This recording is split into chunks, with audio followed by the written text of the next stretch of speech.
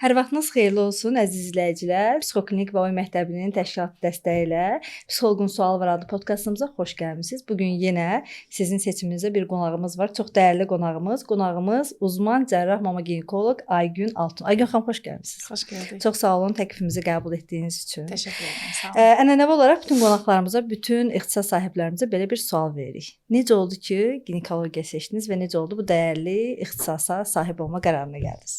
Əslində tələbə vaxtı çox marağında deyildim, açıqcası. Uzmanlıqda da əslində başqa ixtisas qazanmışdım, kardiologiyadaydım. Sonra qərar verdim və sadəcə qadınlarla işləmək istədiyimi düşündüm. Həm bizim sahəndə ən çox xoşuma gələn sadəcə patologiya ilə işləmirik. Normal durumlar da var bizdə, bilirsiniz. Ana olmaq, nəsil artırmaq. Yəni sadəcə patologiya ilə məşğul olmaq biraz mənə həkimlikdə biraz sıxıcı gəldi. Dedim elə şey olsun ki, həm də bunun normalı da olsun. Ona görə də ginekologiyaya, yəni mama ginekologiyaya yönəldim. Yəqin ki, çətin tərəfləri var. Çoxdur, bəli. Yəni onda birinci müsbətləri istəyirəm. Ümumiyyətlə müsbət tərəfləri nədir işinizin? Yəni məsələn səhər durub işinizə həvəslə gəlməyi sizi nə sövq edir? Mən ən çox hamiləlik təqvimini sevirəm. Məsələn, ultrasonda uşaqları görmək, yeni canlıların doğulacağını görmək, eyni zamanda onların əməliyyatını eləmək, doğuşunu eləmək. Əlimə yeni körpə doğulanda bu mənə inanılmaz motivasiya edir. Bu cəhətləri çox yaxşıdır. Mənə həmişə ginekoloqları belə bir şey maraqlandırıb. Əslində heç vaxt bunu verməmişəm, amma sizə istəyirəm sualı verim. Məsələn, bu uşaqlar dünyaya gəlir. Heç sonradan sizi belə axtarıb, maraqlanıb, sizlə əlaqəli olurlar? Həmişə. Deməli doğulurlar. Doğulandan sonra 1-ci ayında, 2-ci ayında, 1-ci ilində, 2-ci ilində mütləq analar şəkillərini atırlar. Məsələn, deyir ki, məsələn, sizin arpaslan balanız 1 aylıqdır. Sizin işte nə bilim aslan balanız 5 aylıqdır. Mütləq fotosessiya edirlər. O fotosessiyaların hamısını mənə atırlar. Mən də çox sevinirəm. Hətta bəzən doğum anındakı mənlə olan şəkillərini bir tərəfə qoyurlar, kolaj düzəldirlər. Bir tərəfə də böyümüş halını düzəldirlər. Bu da inanılmaz motive edici bir şeydir. Bəli, məlumatki işinizin ən gözəl tərəflərindən biri. Aygün xanım, deməli günümüzdə bilirsiniz ki, çox təəssüflər olsun ki, inkişaf problemi uşaqlar çox olur. Çox təəssüf. Bu nəinki inkişaf problemi, inkişaf problemi olmasa belə gənc anaların hamiləlik planlaması bəzən getmir. Çox təəssüflər olsun ki, aparılan statistika çox onu göstərir ki, emosional olaraq bizdə xanımlar daha çox toya qədər fikirləşir. Toydan sonra isə başqa problemlərlə üzləşəndə çox böyük çətinliklər yaşayırlar. Bunlardan biri də hamiləliyin planlamasıdır. Yəni əslində qayda ilə yəqin ki, siz də təsdiqləyirsiniz ki, bu hamiləlik planlı şəkildə getməlidir. Həm tibbi tərəfdən, həm psixoloji tərəfdən. Nə düşünürsünüz? Ümumiyyətlə gənc xanımlar, nəinki gənc xanımlar, ikinci, üçüncü dəfə ana olanlar olsun, planlı hazırlaşırlarmı və yaxud hazırlaşanda sizə hansı faiz müraciət edir ki, məsələn mən istəyirəm ki, ana olum, bunun üçün nə edim? Çox vaxt planlamırlar, nə mənada? Yəni son anda gəlirlər, işte hamilə qalmışam ya da hamilə qala bilməyəndə gəlirlər. Məsələn, mən hamiləlik planlayıram, bir gəldim yoxlanışa deyən faiz həqiqətən çox azdır. Adətən dediyim kimi gözləyirlər 1 il, hamilə qala bilmədisə o şəkildə yaxınlaşır. Amma çox az bir faiz qadın maraqlanır ki, məndə hər şey yolundadırmı, nə bilim qan testlərim yaxşıdırmı, mənim vücudum hamilə qalmağa hazırdırmı?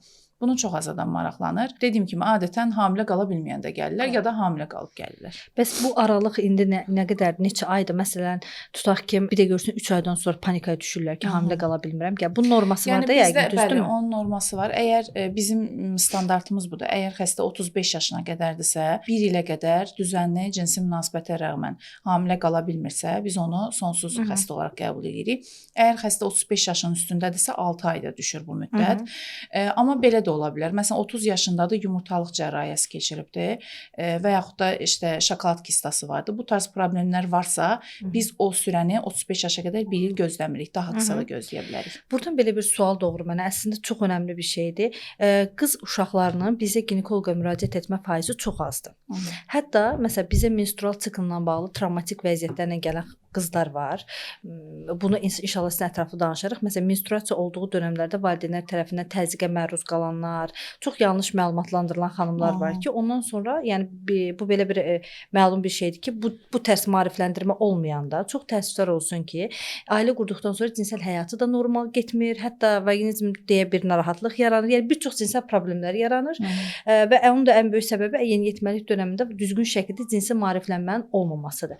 Məsələn, qız uşaqları uşaqlarını müayinələrə hansı aralıqlarla valideynlər gətirməlidir? Bunu necə bilgiləndirə bilərik? İstəyərdim bunu siz, yəni peşəkar bizə izah edəsin ki, gərəklidirmi? Bəlkə heç həqiqətən gərəkli deyil. Yəni belə bir əslində protokol yoxdur ki, qız uşaqları məsəl üçün bu tarixlər arasında mütləq müayinəyə gəlməlidir deyə bir protokol yoxdur. Bəlirli bizim kriteriyalarımız var. Məsələn, qız uşaqları 10 yaşından etibarən aybaşı adət görməyə başlamalıdırlar. Artıq 13 yaşı varsa demək olar ki, bütün qız uşaqları aybaşı görür. Aybaşı gecikməsi varsa, məsələn deyirik, işte qızımız 6 ayda aybaşı görmür və yaxud da 3 dənə sikl arxa-arxaya görməyibdir. Belə bir problemlər varsa biz buna amenorreya deyirik. Bu durumda həkimə müraciət edə bilərlər. Yəni istəsə rutin olaraq ildə bir dəfə bir UZI-yə saldırda bilər, yumurtalıqlarına və s. baxdıra bilər. Şimdi uşaqlarda belə bir problem var ki, biz 18 yaşın altında uşaq kateqoriyası qəbul edirik. Uşaqlarda zaten aybaşı düzənsizliyini biz normal qəbul edirik. Çünki bilirik ki, aybaşı hipotalamus, yumurtalıq və uşaqlıq arasında bir belə deyim də bir yolaqdır, bir aksdır, yol var orada və bu yol hələ olğunlaşmayıbdır. Olğunlaşmadığına görə bəzi aylar aybaşı görə bilər, bəzi aylar çox görə bilər, bəzi aylar az görə bilər. Və bu davamlı olursa, dediyim kimi, yəni 6 ayın üstündədirsə, aybaşı düzənsizliklər varsa, bu durumda müraciət edə bilərlər. Amma rutin üçün məsəl üçün hər bir valideyn həm alışdırmaq adına, həm də dəstək adına ən azı ildə bir dəfə maksimum deyək və yaxud da ginekoloqa müraciət edə bilər. Müraciət edə bilər. Özü daha çox qızı ilə söhbət eləməlidir. Əslində o qızı tam anlamaya bilər. Məsələn, axıntılarını soruşa bilər, aybaşı miqdarını soruşa bilər, necə görürsən. Yəni qızı ilə çox yaxın olub və onun çünki onun təcrübəsi daha fazladır. Yaxın olub və anormal gördüyü bir şeydə həkimə müraciət edə bilər. Eyni. Bir də məsələn valideynlərin daha çox soruşduğu və maraqlandığı bu əslində mövzular bəzən belə deyək də nə danışılmır, nə üstü örtülü danışılır, və yaxud da yanlış məlumat verilir. Qızlıq pərdəsi. Düşünürəm ki, qızlıq pərdəsində ən düzgün informasiya verər elə bizə ginekoloq ola bilər. Yəni istəyərdim elə bir informasiya verəsiniz ki, həm yetişkinlər, gənc qızlar, xanımlar, yeni ailə qurmağa hazırlaşanlar bu haqqda məlumatlı olsun. Çünki o qədər yanlış miflər var ki, bununla bağlı və bununla bağlı, yəni ən azından mənim ildə 5-10 gördüyüm problemli ailələr ki, toydan sonra çox ciddi problemlər yaşanır. Hətta bir neçəsi olub ki, xanımlarımız özlərinə zərər veriblər yanlış məlumatlandırmada. Buna görə yəni ginekoloqların bu haqqda dəqiq informasiya verilməsi çox önəmlidir. Yəni qızlıq pərdəsi nədir? Qızlıq pərdəsi əslində çox incə bir birləşdirici toxumadır. Vaginanın girişi ilə çöl arasında olan məsafədə yerləşir. Hardasa çöldən bir 2 sm dərinlikdə yerləşir. Yəni xarici cinsiyyət üzvündən baxanda görünmür. Onu sadəcə əlimizlə biz xarici cinsiyyət üzvlərinin dodaqlarını açanda görürük. Onun şəkilləri fərqli ola bilər. Yəni hər qadın bizə də əvvəllər mən Gəncədə işləyirdim. Daha çox müraciət orada olurdu. Düzdür, Bakıda hələ o qədər çox müraciət olmayıbdı. Qızlıq zarı çox incə ola bilər. Çox incə olduğuna görə qanlanması az ola bilər. Ona görə də pozulduğu zaman qanamaya bilər. Bəli. Eyni zamanda elastik ola bilər. Elastik qızlıq zarı nədir? Çox belə deyim də, pərdə kimi qırçınlıdır. Qırçın-qırçındır. Yəni tarım deyil. Tarım olmadığına görə də orada hər hansı bir birləşmə zamanı qanama olmaya bilər. Yəni birləşmə zamanı gedir, açılır, birləşmə bitir, bağlanır. Tarımlı, yəni qırçınlı olduğuna görə. Bu şəkildə olanda biz qanama gözləmirik bu xanımlarda. Hətta biz o xəstələrə deyirik ki, sizdə qızlıq zarının tam açılması doğuş zamanı olacaq. Uşaq döl çıxanda orada tamamilə parçalanacaq. Çünki yenə dediyim kimi pərdə düşünün, hani bu şəkildə birləşmə zamanı açılır. Sonra təzədən bir də bağlanır. Çünki qırçın-qırçındır. Yəni bu durumlarda olmaya bilər. Anadan gəlmə olmaya da bilər. Bəli. Anadan gəlmə tamamilə bütöv ola bilər. Bu zaman problemlidir zaten. Həm aybaşı sikl pozukluğuna səbəb olur bu. Həm xanımlar aybaşı görməməkdən şikayət edirlər. Eyni zamanda da birləşmə zamanı şiddətli qanaxma ola bilər və yaxud da pərdədə sadəcə deşik də ola bilər. Bu da şiddətli qanaxmaya səbəb ola bilər. Yəni onun çeşidləri fərqlidir. Əgər evləndikdən sonra anormal bir durum görsələr, mütləq ginekoloqa müraciət eləsinlər. Mən sizin sosial şəbəkənizi izləyirəm. Həqiqətən çox aktivsiz, çox gözəl. Əslində çox istəyərdim ki, bilmirəm, bəlkə də var, mən görməmişəm, amma sırf bu bölümlə bağlı məlumatlandırma çox önəmlidir. Paylaşmışam elə postda. Yəni çox belə inşallah ki, tapıb onu mən də dolayısıyla paylaşacağam. Çünki sırf gənc, məsələn, adətən psixoterapiyaya gənc ailələr gəlir, toydan öncə gəlirlər, işte emosional problemləri ilə dolu. Amma bu problemlərdən qaynaqlanan inanılmaz şikayətlər və narahatlıqlar var. Yəni ailələr dağılır səbəbsiz yerə əslində. Halbuki kiçik bir maarifləndirmə və kiçik bir müdaxilə düşünürəm ki, çox kömək olar. Çox sağ olun bu barədə danışdığınız üçün və bizim ikinci ən çox narahat olduğumuz mövzu, bildirdim ki, bizdə daha çox valideynlər, xüsusən inkişaf problemi olan valideynlər, ya uşaqları olan valideynlər sonrakı övladlarının da genetik problemli olacaqlarını çox narahatdılar. Bunun üçün ümumiyyətlə bir uşağın hamiləlik dövründə hansı testlər edilməlidir? Valideyn bilgili olması üçün, daha rahat olması üçün, əmin olması üçün ki, məsələn, uşağım %90 sağlam doğulacaq. Bunun üçün nələr etməlidir? Protokol nə deyir? İndi bu sualınız tam olaraq xəstə uşağı olan və inkişaf ləngiməsi olan. Demək, ilk öncəsində bir hamiləlikdən öncə bir check-up müayinədən keçməlidirlər.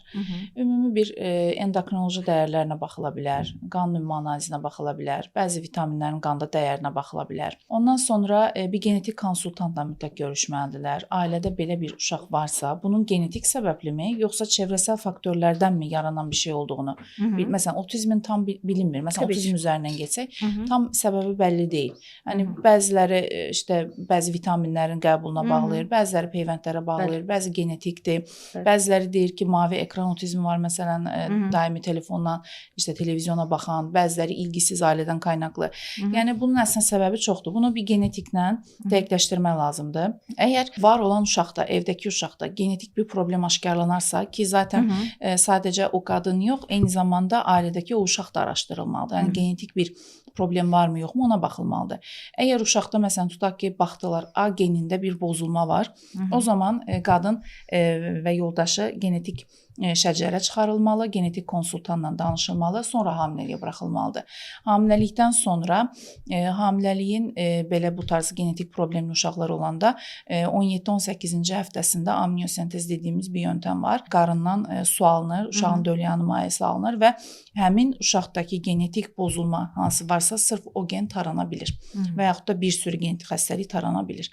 Belə bir şey etmək olar. Daha sonra belə deyək də valideynlər öz qərarı ilə əgər problemlidirsə, inkişafda hər hansı bir problem varsa, saxlaya da bilərlər, öz qərarı ilə sonlandıra da bilərlər hamiləliyi.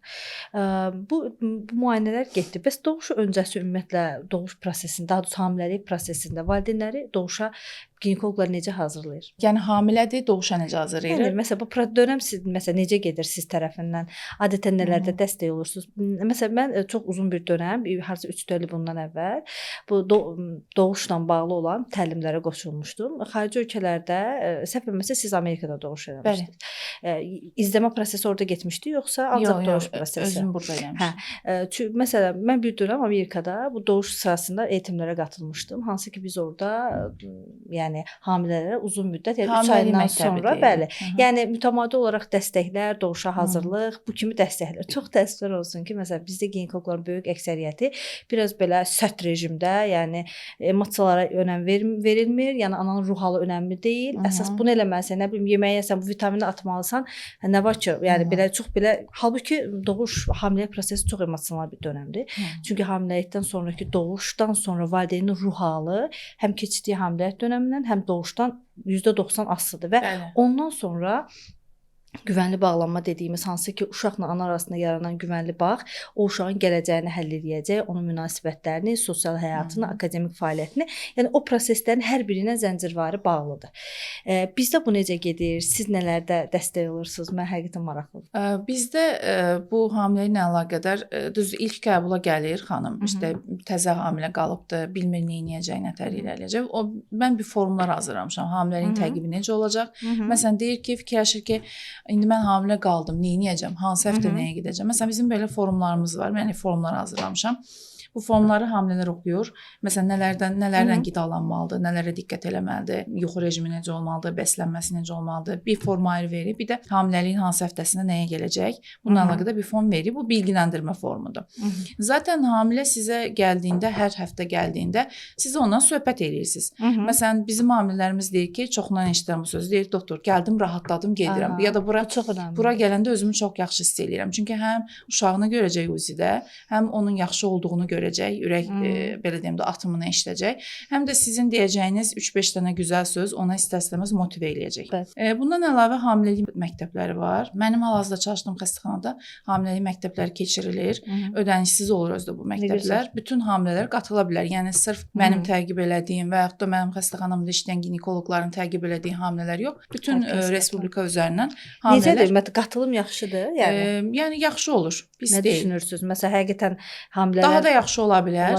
Ola bilər. Hı -hı. Hətta yoldaşlarla bir yerdə qatılması məsləhət görülür. Hamiləlik məktəblərində nələrə üstünlük verilir? Məsələn, hamiləlik təqibləri necə getməlidir? Skrininqlər nələrdir? Biz niyə hamilələrə skrininq eləyirik? Ondan sonra hamiləlikdə doğuşmu tərcih etməliyik, keysəriyyəmi tərcih etməliyik? Keysəriyyənin doğuşun faydaları, zərərləri, sizə nələr ziyan ola bilər? Bunlardan bəhs edilir. Ondan sonra uşaq doğuldu, süd vermə eğitimi necə olacaq? Uşağınızın pedini, bezini, hansı bez seçməlisiniz? Yəni ən incə detala qədər o hamiləlik məktəblərində hamilələrə belə deyim, informasiya verilir. Amma sadəcə bu məktəbə gəlməsə, yəni sadəcə həkimi ilə davam eləsə, biz məsələn ondan sonraki dönəmi hamiləlik dönəmində danışmırıq. Yəni doğulandan sonra sən südü necə verəcəksən, onu biz müayinə, çünki müayinələr çox qısa olur. 15-20 dəqiqə ərzində, maksimum yarım saat ərzində bir hamilə ilə vaxt keçirirsən. Biz orada sadəcə doğuma qədər ki olan bölümü xəstə ilə danışırıq. Aygün xanım, bunu kim informasiya verir valideynlərə? Məsələn, ilk dəfədir ana olub və bilirsiniz də bizdə biraz kütlə təzyiqi çox önəmlidir. Nənələr mütləq süd verməlisən. Sənin südün yoxdur. Ətrafdan bullying eləyən fərqli insanlar var ki, o belə deyək də özgüvənlərini bunun üzərindən dəstəkləyirlər ki, mənim südüm çox idi, mən uşağımın südünə, səndə süd yoxdur. Bu kimi təzyiqlər olur hamilələrə. Hələ zahı dediyimiz o dönəmdə çox həssas olan, postpartum depressiv dönəmə girən hamilələr var ki, hansı ki onlar bu sözlər onlar üçün belə deyək də çox ciddi bir travma verir. Məsələn, belə tövsiyə edəcəyiniz şəxslər var ki, məsələn, doğuşdan sonra bunu edin və yaxud da siz yönləndirirsiniz. Nəyinir bu hamilələr? Yəni mən həmişə hamilələrimə deyirəm ki, özünüzü dəyərli hiss eləmək istəyirsinizsə, birincisi yaxşı bir xəstəxanada doğum eləməlisiniz. Yəni anne bebek dostu dediyimiz xəstəxanalar olur. Mənim hal-hazırda işlədiyim xəstəxana belə bir xəstəxanadır. Bəzən maddiyyata görə, məsələn, deyirlər ki, ucuz olsun doğum, keysəriyyə ucuz olsun. Gedirlər, məsələn, çox ucuz bir xəstəxanada, dövlət və ya özəl fərqi yoxdur, doğuşlarını eləyirlər. Amma sonra o gözlədikləri dəyəri, gözlədikləri məlumatı, gözlədikləri o bekləntilərini qarşılamır, belə deyim. Çünki hələ bizdə tam o səviyyədə deyil. Yəni bizdə ən lüks xəstəxana ilə ən lüks olmayan xəstəxana arasında kəskin fərq var. Sırf xəstəyə yaxlaşım konusunda.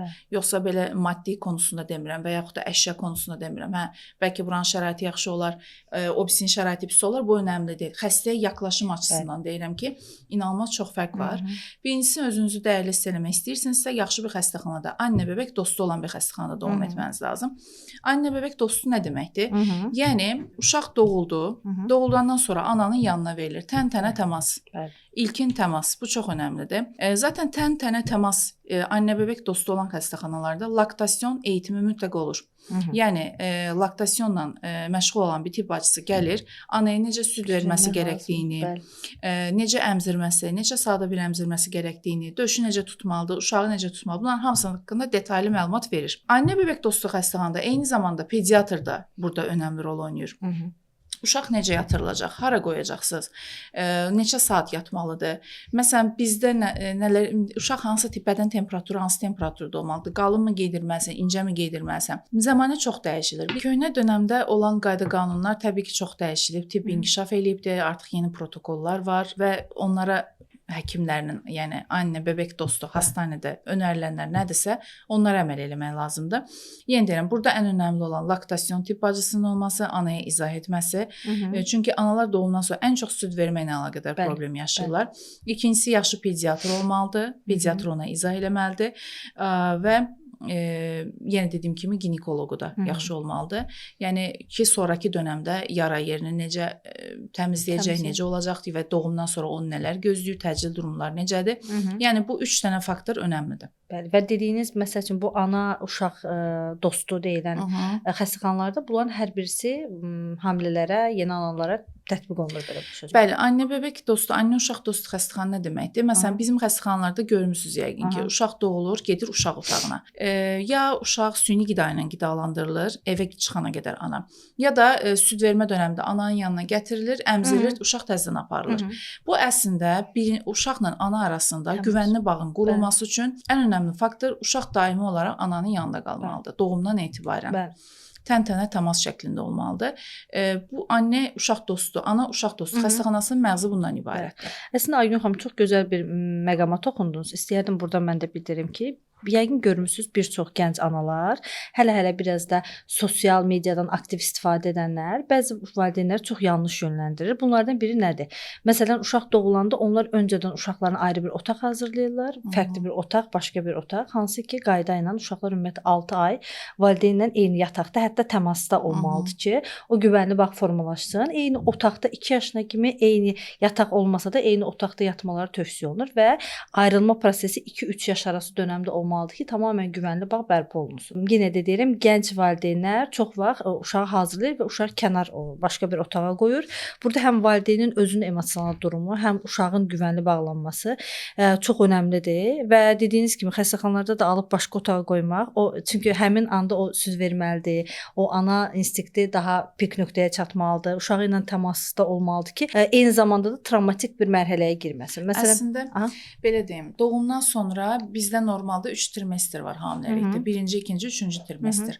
Doğumdan sonraki 2 ayı hətta 4-cü trimestr adlandırırlar. 4-cü trimestr, yəni bunun tibbi şeydə bir yoxdur, yəni bir çalışma gibi bir şey yoxdur, yəni bir tanımı yoxdur. Amma 4-cü trimestr olaraq da deyirlər ki, bu dövrdə uşaq hələ də özünü ana qarnında hiss eləyir. Məsələn, yatış şəklindən görəcəksiniz, embriyo pozisyonunda yatır, ananın qucağında embriyo pozisyonunda olur. Ondan sonra məsələn, ayağını atması, əlinin refleksləri və s. Bunlar ananın qoxusunu hiss eləyərək yatması, yerə qoysan uyanır, uşağı qucağına qoysan uşaq təzədən rahat yuxuya keçir. Ananın ürək döyüntüsünü hiss etməsi, hətta deyirlər ki, ana qarnında ananın o atar damarının səsini hiss edir. Yəni bu tarz o güvənli bağ 4-cü trimestr dediyimiz ilk 2 ay daimi olaraq ana ilə iç-içə olmalıdır. Bu da el arasında 40 gün dediyimiz günə 40 gün dediyimiz günə təkabül edir. Əslində 40 gün yəqin ki, siz məlumatlandırarsınız. Bu daha çox ananın toparlanması üçün gərəkli olan bir dönəmdir. Eyni zamanda döllə ana arasındakı o münasibətin yaranması ilə əlaqədar olan bir dövrdür. Bir də məsələn bizdə daha çox deyirlər ki, uşağı qucağa alışdırma. Məsələn, təzə doğulmuş mənə də bu sözü çox deyirdilər. Uşaq hələ 1 aylıqdır, uşağı qucağa alışdırma. Bəs bu uşaq məsələn harda durmalıdır? Uşağın yeri qucaqdır zaten. Düzdür, bəlirli bir yaşdan sonra, indi onu mən deyə bilmərəm, onu pediatrlar bəlirli bir sınırını deyər, amma ilk 3 ay boyunca ana ilə mütləq uşaq təmasda olmalıdır, qucağında olmalıdır. Gərəkirsə 20 saat, gərəkirsə 15 saat, yəni onun bir sınırı yoxdur. Əslində bunu daha çox psixoloqlar deyəcək, çünki güvənli bağ üçün ilk 8 ay çox önəmlidir. 8 aydan etibarən güvənli bağ formalaşır və xaricə təzahür edir və bu xüsusən ilk 6 ayda uşaq nə qədər evinə ehtiyacı varsa, nə qədər ehtiyacı varsa, mütləq ana onu qarşılamalıdır bir mənalı şəkildə. Mən buradan çıxaraq sizdən belə deyək də, biraz qeyri-rəsmi suallar vermək istəyirəm. Nə mənada? Hamilələrə təsir edən ailələr var. İstər ana olsun, istər qaynana ayrım etmək istəmirəm. Bəzən analar belə olur ki, öz qızlarını hamiləlik dövründə elə təzyiq edir ki, heç el arasında bildiyimiz qaynanalar bunu etmir. Yəqin ki, belə pasientləriniz çox olur. Belə deyək də, kütlərlə gəlirlər yanınıza, qohumlu, əqrabalı. Bu zaman məsələn gəlini görəndə ki, hamilə təzyiq altındadır. Necə bir acil yardım edirsiniz onlara? Olub belə təcrübələriniz? Olur, o qədər olub ki. Mən həmişə hamilədən yanayam. Yəni böyük o sizdən dəstək gözləyir həmin anda gözləri ilə. Bəzən olur ki, müayinəyə gəlmədən öncə mənə WhatsApp-dan yazırlar. Ay doktor, mən qaynanamdan gələcəm. Xahiş edirəm belə deyin, xahiş edirəm belə məni bezdiriblər falan filan. Deyirəm narahat olma. Ən çox nədə bezdirirlər? Bax mən maraqlı. Ən çox doğum şəklinin seçilməsində. Məsələn, kesarka olmaq istəyir, keysəriyyə olmaq istəyir. Qaynana deyir ki, yox, bizdə hamı doğubdur, sən də doğacaqsan. Amma çoxu da zaten maddiyata görə bunu deyir. Mənim gördüyüm qaynanaların çoxu. Ondan sonra ya da məsələn mən tarama önərmişəm, skrininq önərmişəm. Qaynana deyir ki, bizim vaxtımızda bu mu var idi? Biz hamımız şeydə doğurduq, tarlada doğurduq. Məsələn belə deyəm, mən indi bölgədə işləmişəm, Gəncədə işləmişəm. Orada daha çox rastlamışam belə şeylərə. Ondan sonra adətən yəni 99% halda hər zaman hamilədən yanayam mən. haqsız da olsa çalışıram ki, həmin anda yəni söhbəti elə çevirirəm qaynana. Çünki bəzən həkimin dediyi ağzından çıxan bir yol göstərici olur. Qaynana belə aydınlana bilir bəzən. Məsələn, tutaq onu çox sərtdir, inatçıdır, dediyindən döndərmək olmaz, amma siz bir kəlmə gülər üz bir şey deyərsiniz, deyər ki, doktor yaxşı, sən nə desən odur. Yəni söz ağızdan çıxar və o da gəlinin dediyi kimi etmiş ola bilər. Yəni bizim orada rolumuz ola bilir. Çox önəmlidir. Çox olur. Çox önəmlidir. Çox vacibdir. Çünki bəzən əks tərəfin yanında olanlar var ki, belə pasientlərimiz olub ki, hə, məsələn, anam və ya qaynanan düz deyir, belə eləyək, amma bu çox ciddi fəsadlara gətirir. Ya da məsələn, yazır mənə hamilələr ki, məni çox əsəbləşdirirlər evdə, mən stres keçirirəm falan. Məsələn, mən müayinəyə gələndə qaynana mütləq danışıram. Deyirəm, məsələn, bu hamiləyə stres olmaz. Siz buna yaxşı davranmalısınız. Düzdür, yaxşı davranmaqdakı məqsədim o demək deyil, bunu prenses eləyin, qalxıb iş görməsin. Bu da biz buna da qarşıyıq. Bəli, təbii ki. Hamilə işləməlidir, yatmamalıdır. Eynən. Amma təbii ki, deyirik ki, yaxşı davranan, evdə emosiya yaxşı olsun. Çünki hamilə qadının emosiyası birbaş daxilindəki dölə də təsir edir. Düzdür, bunun da təsdiq olunmuş bir şey olmasa da çox zaman belə deyirlər. Yəni ananın keçirmiş, hamilədə keçirmiş olduğu travmalar, psixoloji travmalar irəliləyən zamanlarda dölə də istər-istəməz şeylərə səbəb ola bilər. Eynən. Bəzi sinirsel dəyişikliklərə səbəb ola bilər və bu açıdan hamilə nə qədər mutlu olsa, mutlu anne, mutlu bəbək mottosu ilə gedirik biz. Bəs məsələn, bax indi dediniz ki, keysəriyyə və təbii doğuş üzərindən daha çox təzyiq edir də. Mən istəyirəm bunu bir həkim dilindən eşidim. Həqiqətənmi keysəriyyə pisdir? Həqiqətənmi biz özümüzü yetərsiz hiss eləməliyik keysəriyyə ilə uşaq dünyaya gətirdiyimiz üçün? Xeyr, kesinliklə elə bir şey yoxdur. Keysəriyyədə doğumdur, doğuşda doğumdur. Hər ikisi biri vaginal doğumdur, biri operasyon, yəni əməliyyatlı doğumdur. Hətta mən sizə deyərdim, keysəriyyəli doğan ana daha çox əziyyət çəkir. Əməliyyat olduğuna görə, qarnı açıldığına görə daha çox əziyyət çəkir. Təbii doğuşlu ana 15 saat, 20 saat nəsə sancısını çəkir, sonra uşağını qucağına alır, durur. Amma keysəriyyəli ana bir həftəyə qədər onun sancılarını çəkə bilər. Bəzən bütün keysəriyyələr yaxşı keçmir. Ağırlaşmalı keçən keysəriyyələr də var. Ona görə də kesinliklə özlərini eksik hiss etməmələri lazım. Siz nə düşünürsünüz Aygün xanım? Son zamanlar keysəriyyələrin sayının artıq olması, qadınların, xanımların, məsələn, mən də 2 dənə övladım keysəriyyəni dünyaya gətirmişəm. Səbəb nədir ki, bizə deyirlər, məsələn, analarımız, indiki qızlar nə bilim nazlıdır falan, ona görə keysəriyyə, amma məsələn, mən istəyərək eləməmişəm və bu tibbi olaraq protokol belə təyin olunub, bu şəkildə getmişəm. Sizcə nədir günümüzdə bu cür vəziyyətlərin sayının artmağının? Mən belə fikirləşirəm ki, biraz hərəkət azlığının olmasıdır. Çünki həyatımız texnologiya ilə o qədər belə iç-içədir ki, məsələn, ən qısa məsafəyə belə maşınla gedilməsi, hər kəsin altında bir maşın olması. Əvvəllər əslində deyirlər o tarlada doğdu. Həqiqətən elə idi. Əvvəllər fiziki işlə çox məşğul olurdular. Məsələn, mənim kənddə yaşayan bəzi hamilələrim var, rayon ucqar dağda yaşayan hamilələrim var. Məsələn, onlar fiziki işlə çox aktivdirlər və mən görürəm ki, onlar nə qədər rahat doğurlar. Amma fiziki aktivliyin qısıtlanması istər-istəməz doğuşun da ləngiməsinə səbəb olur. Gedir 41 həftə, 42 həftə hələ də ağrı yoxdur və yaxud da yatırırsan doğuzdurmağa, xəstənin kasları boşalmır. Yəni əzələləri doğuşa hazır deyil. Belə fiziki aktivliklə əlaqədar ola bilər, elə düşünürəm. Bir də məsəl üçün doğuşu qəbul edən bizdə ebələr. Bizim dildə mama. Mamalar. Hə, mən də bayaqdan fikirləşirəm adı nə olsun. Mamalar qəbul edə bilər. Əslində mamaları doğumdan uzaqlaşdırmaq düzgün deyil. Yəni əslində doğum mamanın işidir. Mamalar qəbul edir, amma adətən həkimlər qəbul edirlər. Özəl xəstəxanalarda. Çünki bizim valideynlər, məsələn, biz bu sorğunu apardıq valideynlər üzərimizdən. İstəyirsiniz yoxsa yox. Böyük əksəriyyət yox dedi. Səbəbi də nə? Köhnə təcrübələrindən doğuşu qəbul edən o dediyiniz ebələr, bunların uşaqlara verdikləri travmalar.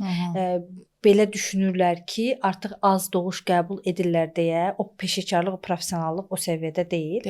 Ona görə uşaqları həqiqətən də yerə salanlar, əlində tuta bilməyənlər, başına zədələyənlər, anaya çox böyük bir fiziki problem yaşayanlar, bunlar sizcə bunda təsiri qaynaqlana bilər ki, bizdə bu sistem tam olaraq hələ sürətlənməyib. Yəni əvvəllər mama ilə doğum daha çox idi. Məsələn, mən Gəncədə işləyəndə bizim orada mamalarımız var idi, ebələrimiz. Birinin 50 il stajı var idi. Yəni təsəvvür edin bu insan nə qədər doğuş tuturdu. Hətta bizim doğuşlarımızın çoxunu verdiyi tuturdu. Yəni heç bir problem yaşamamışıq. Hal-hazırda bu məslək qrubu yavaş-yavaş itir məncə. İtir. Elə bir dönəm olacaq ki, sadəcə doğumda həkimin yanında duran bir məslək qrubuna keçəcəklər. Çünki artıq əvvəllər bir ailədə doğulurdu 5 uşaq, indi bir ailədə doğulur 1 maksimum 2 uşaq və hər biri dəyərli fərd sayılır. Bəli. Ona görə də sırf həkimin tutmağını istəyirlər. Sırf həkim də zaten onu mamaya əmanət eləyə bilmir. Bəli. Çünki artıq doğumların çoxu da özəl xəstəxanalarda həyata keçirilir. Xəstələr bəlirli bir ücret ödəyirlər və bunlardan dolayı da istər-istəməz mən bu qədər ücret ödədim, amma mənim doğuşumu həkim tutmadı, mama tutdu. Belə bir söhbət də olmasın deyə artıq doğuşu demək olar ki, həkimlər tuturlar. Məncə də bu daha peşəkarcadır. Mamanın işi zaten doğuş tutmaqdır. Mən onların doğumdan uzaqlaşdırılmasına əslində qarşıyam. Həkimin nəzarətində mama doğuş tuta bilər. Çünki orada fərqli proseslər də baş verə bilər ki, bəli, mütləq orada həkimin müdaxilə etməsi gerəkən proseslər ola bilər, amma mamaları da doğuşdan da uzaq tutmaq məncə çox düzgün yanaşma deyil. Eynən. Yəni həkimin nəzarətində olmalıdır. Ümumiləşdirsək Aygün xanım, hal-hazırda hamiləlik dönəmini sağlam keçirdən hamilələrin sayı nə qədərdir? Yəni siz təbii ki, müşahidələrinizdən söhbət gedir. Yəni və bir də ümumi genel olaraq hamilələrə bu dönəmin sağlam keçirməsi üçün siz nə tövsiyə edərsiniz? Yəni belə bəlirli bir statistika verə bilməyəcəm, amma hamilələrimizin çoxu sağlam keçirilir. Amma bunu da nəzərdə tutaq ki, bizim işlədiyimiz mərkəzdə adətən sağlam hamilələr gəlir. Problemli hamiləliklər, problemli hamilələrlə məşğul olan belə deyim, xəstəxanalara yönəlirlər. Respublikamızda var. Bəli. Onunla məşğul olan mütəxəssislər var. Biz daha çox sıradan hamiləlikləri təqib edirik. Amma riskli hamilə zaten bizim eğitimimiz riskli hamiləliklər üzərinədir eyni zamanda. Yəni riskli hamiləlik olanda da onu da təqib edirik. Belirli bir faiz deyə bilməyəcəm, amma çalışarıq ki, əlimizdən gəldiyi qədər hamısı normal keçsin. Sağlam hamiləlik keçirməsi üçün bir xanımın dediyimiz kimi öncəsində mütləq hamiləlik öncəsi kontrollarını sağlamalıdır. Yəni hamiləliyə bədəni, vücudu hazır bir şəkildə girməlidir. Hamiləliyə girdikdən sonra həkimin dediyi bütün skrininq testlərinə vaxtı-vaxtında gəlməlidir. Həkimin önərdiyi qida rasionuna dediyi şəkildə uymalıdır. Psixoloji olaraq sağlam bir hamiləlik keçirməlidir. Stres faktorundan uzaq durmalıdır. Bu sosial stres ola bilər, ailə içi stres ola bilər, məsləksel streslər. Yəni ona nəyin iyi gəlmədiyini başa düşüb ondan uzaqlaşmalıdır. Öz belə deyim 9 aylıq bir sürəcini, yəni 40 həftəlik bir sürəcini ona iyi gələn şeylərlə taşlandırmalıdır. Səyahəti sevirsə səyahət eləməlidir, gəzməyi sevirsə gəzməlidir. Yəni hobiləri ilə məşğul olmalıdır. Yəni psixoloji olaraq sağlam keçirməlidir. Ondan sonra vitamin və minerallarını qəbul etməlidir. Bunlar çox önəmlidir. Yəni həkimin yazdığı vitamin və minerallar vaxtı-vaxtında qəbul edilməlidir. Bəzi vitaminlərin əksiklikləri də, mineralların əksiklikləri də dövrdə inkişaf ləngimələrinə falan səbəb ola bilər. Və hamiləliyi bəzən xəstəlik kimi götürürlər. Əslində hamiləlik çox təbii, təbiətin bir parçasıdır da, qadının hamilə qalmağı. Siz deyirsinizsə, məsələn, səyahət eləsin. Siz bilirsiniz də bu nə qədər böyük təzyiqlərə məruz. Hara gedirsən olmaz, hamiləsən, oturuşun, duruşun, hər şey sakit moda keçməlidir. Məsələn, bunlar əksinə daha sonra da doğuşdan sonra hamilələrə böyük bir travmalar verir. Yəni o ümumiyyətlə doğuşdan sonraki ruh əhvalları çox təsir edir. Və bir də bir şey qeyd etmək istəyirəm. Doğuşdan sonra anaların yanında kimlər olmalıdır? Bu müzakirə olunur. Yəni bu çox gələn suallardadır. Mən buna bir terapist kimi cavab vermək istəyirəm. Bəli, yenə də elmi tədqiqatlar tam təsdiqini tapmasa da, amma buna əsas verir ki, doğuşdan sonra ananın yanında öz anası və yaxud da ana xətti ilə olan kimsə mütləq olmalıdır. Ya bacısı, ya anası. Çünki qadın özü emosional olaraq çox həssas olur və həssaslıq dövründə özdə bir ruh halı ilə bir qulluğa ehtiyacı olan sanki körpə moduna keçir və burada ananın olmağı, məsələn, gəlin belə quraq da, qaynananın getdinci əl mən uşağına baxaram deməyi ilə, ya bu qəbul olunmuş bir şeydir. Ananın getdinci əl mən uşağına baxaram deməyə çox emosional fərq var. İkinci növbədə nə qədər yaxşı olsa olsun, təbii ki, biz burada bir şey tərəfdarı deyilik ana qaynana. Sadəcə insan nigarançılıq qalır da, uşağıma necə baxaram və bunu yəqin bütün doğuş edən anaların böyük əksəriyyəti bilər ki, biz elə bir sanki anamızın uşağımıza daha rahat baxmağının tərəfindəyik. Və bəzən də bu nesting dediyimiz şeydə, nə deyirlər, nəsil qurma instinkti var da, yəqin siz hamilələrdə görürsünüz, bir ay falan doğuşdan qabaq başlayırlar ev yığışdırmağa, toparlamağa. Əslində o tibbi bir şeydir, hormonal təsirdən o güc gəlir. Əslində doğuşa itən bir gücdür. Eyni zamanda da toparlamağa çalışır. O doğuşdan sonra da qalır, amma bunu yanlış istifadə edirlər, başa düşürsünüz. O ev pəncərələri təmizləməklə o enerjisini israf edir və daha sonra yenə də depressiv bir ruh halına gəlir. Bu haqqda siz nə düşünürsünüz? Bax, siz özünüzə yeni ana olmusunuz. Təcrübənizi çox istəyirəm paylaşasınız. Dönəm necə keçdi ümumiyyətlə sizin üçün? Doğuşdan sonra neçə illərdir xidmət edirsiniz də bura. Bir də özünüz içində olanda proses necə gedir? Mən deyərdim ki, bu prosesdə yoldaşların da çox önəmli 100%. olmalıdır. Çünki çocuğu belə deyim də tək başına yapmadı o qadın. Biz burada olmadığımıza görə, yəni uşaq doğandan sonra bir 15-ci 16-cı günü qayıtdıq məmləkətə. O müddətdə mən orada yoldaşım demək olar ki, hər şeyə kömək elədi. Məncə yoldaşın dəstəyi çox önəmlidir. Çünki biraz da qıcıq olur insan. Məsələn, sən orada uşaq sallayırsan, yatmır, amma yoldaşın yanında yatır. O biraz da sana hafif qıcıqlıq da verir bilər. Düzdür, mən kişinin çox qadınsal işlərə qarışılmasının, yəni qarışdırmağın qarşısındayam. Yəni çox belə deyim, təsdiq etmirəm. Mən məsələn uşağın bezini yuyursun, belə şeylərə qarşıyam. Amma ən azından anaya ən böyük dəstəkçilərdən biri məncə elə yoldaşı da olmalıdır. Burada çox incə bir, əslində kişilər üçün çox incə bir ipucu var. Biz qadınlar məsələn, əslində onlar bizim üçün hər şey eləməməlidirlər. Sadəcə istəyi və zaten ucundan tutmağı bizdə yenə o instinktləri oyadacaq ki, mən təzədən onun əlindən alırım. Sadəcə olaraq o istək, o təşəbbüs var, ver bunu mən eləyim, mən gətirim. Bəli, o inanılmaz motiv edir. O çox önəmli bir şeydir. O zaten qadın həmin durumda istəyir ki, hər şeyi özü ələ alsın. Özü eləsin. Sadəcə kişinin biri var kənarda qalması ki, tamam sən doğmusan, sən davam elə. Bir də var ki, istəyi çox önəmlidir. Çox önəmlidir. Bura gələndən sonra nə dəyişdi? Bax orada Bura gələndən sonra yenə Gəncəyə getdik. Yenə bir 15 günlük süreçdə yenə yoldaşım kömək elədi. Qayıdandan sonra isə daha çox anam. Necə özünüzü necə hiss edirsiniz məsələn mamanız baxdığınız zaman? Narahat deyilsiniz? Yox, sadəcə uşağıma imkan vermirlər görməyə. Belə bir problem var ki, uşağı əlimə alıram, ver bunu, yatma vaxtıdır bunu deyir. Bir də alıram əlimə, ver bunun, işte bunun fiziksel aktivitə vaxtıdır. Elə bir alıram əlimə, ancaq belə deyim də, uşaq süd yeyəndən yenə siz yalnızdır. Bu konuda şikayətçiyəm sadəcə. Çünki inanılmaz çox belə deyim də, mənimsəyibdir uşağı. O da biraz patolojik gəlir mənə. Bilməm, hələ müşahidə eləyirəm, tam belə. Zaten bir dönəmdən sonra onsuz da fərqindəlik yaranandan sonra başqa bir insanların, yəni qucağında olanda siz axtarmağa başlayacaq. Yəni bu göz sizi axtaracaq. O normaldır. İndi hələ 2 aylıq səhv eləmirəmsə, düzdürmü? Birazdan sonra daha aktiv bir moda keçəcək. Sizin də bəs yatanda necə? Siz necə əməl edirsiniz? Müasir analardansınız yoxsa? Yox, yatanda kesinlikle mənim yanımda yatır. Bu otaq məsələsinə mən bayaq toxunmadım deyim. Bu otaq məsələsi biraz kapitalizmin vermiş olduğu.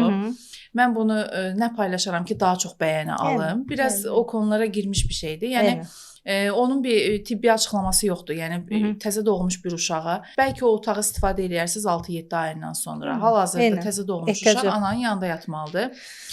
Ananın yanında yatmağı nə mənada səhv başa düşülməsin. Ananın yorğan döşəyində yox. Ananın yatağına bitişib bir yataq olmalıdır. Zaten indi uşaqlar hər şey var, o birləşdirirlər, valideynlər gəlir yatağında yatır. Yəni təmas çox önəmlidir. Həm də valideynin bir də məsələn biz zamanla uşaqların gecə məsəl üçün qidalanmasını azaldırıq, gecə yuxusunu rutinə salırıq.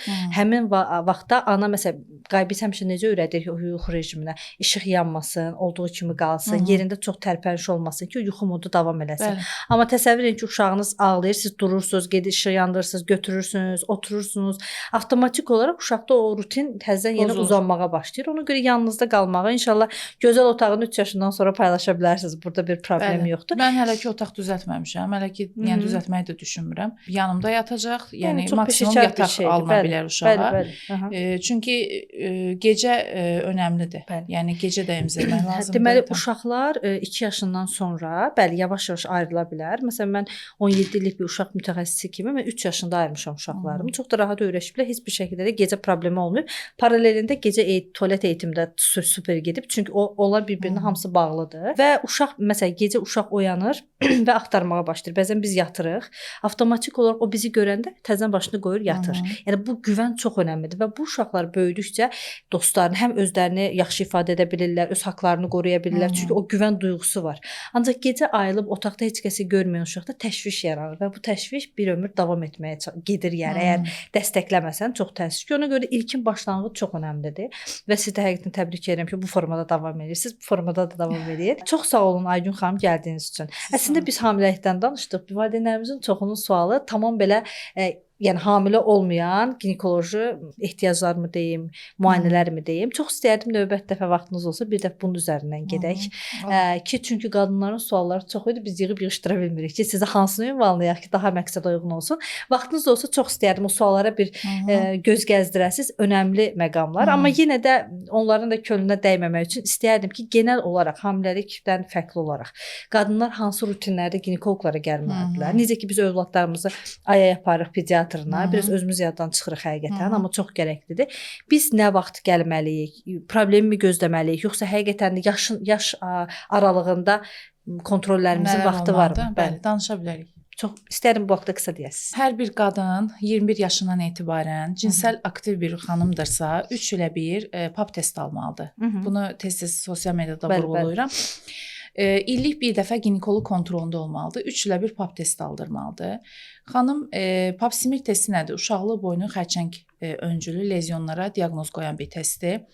Və çox sevindirici bir haldır ki, belə bir xərçəngi öncədən diaqnoz qoymaq olur. Və biz bunu eləyə biliriksə, nəyə görə eləməyək? Basit 15 dəqiqəlik bir ginekoloq müayinəsi ilə biz bu xərçəngdən özümüzü qoruya bilərik. Ondan sonra doğumdan öncə hamiləlik planlayan, evləndiniz, artıq qadınsınız və belə deyim də qız uşağı deyilsiniz, belə deyim. Mütləq bir ginekoloq kontrolu olmalıdır. Hamiləlikdən öncə bir ginekoloq kontrolu olmalıdır. Hamiləlik zaten gəlirsiniz, gedirsiniz. Hamiləlik bitdi.